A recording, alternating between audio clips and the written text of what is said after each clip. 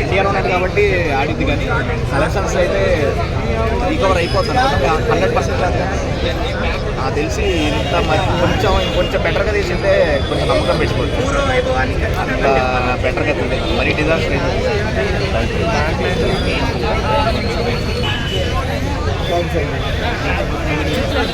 Background music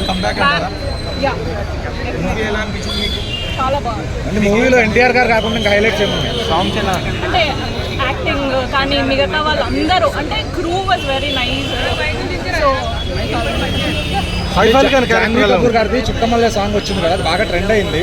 అయితే ఆవిడ నా సాంగ్ వరకే వాడారని చెప్తున్నారు మూవీలో, లెంత్ స్పేస్ లేదని చెప్పి. అలా ఏం లేదండి. ఆన్సర్ చెప్పలే అన్న. నాకు యాక్చువల్లీ అన్నీ నచ్చింది. నేను ఒక డై హ్యాడ్ ఫ్యాన్ ఎన్టీఆర్కి, so I just love it. So NTR ఒక ఆడియో రిలీజ్లో ఉన్నారు, కాలర్ రెగ్యులేషన్ విధంగా ఉంటుంది నా ఎక్స్పీరియన్స్ అట్లా ఉందని ఉంది. సైఫ్ అలీ ఖాన్ క్యారెక్టర్ ఎలా ఉంది? హార్డ్ వర్క్ కనపడుతుంది అక్కడ. అండ్ నిజంగా ఫ్యాన్స్ అయితే క్లైమాక్స్ ట్విస్ట్ బాహుబలి లాగా ఉంది అంటారు, నిజమేనా?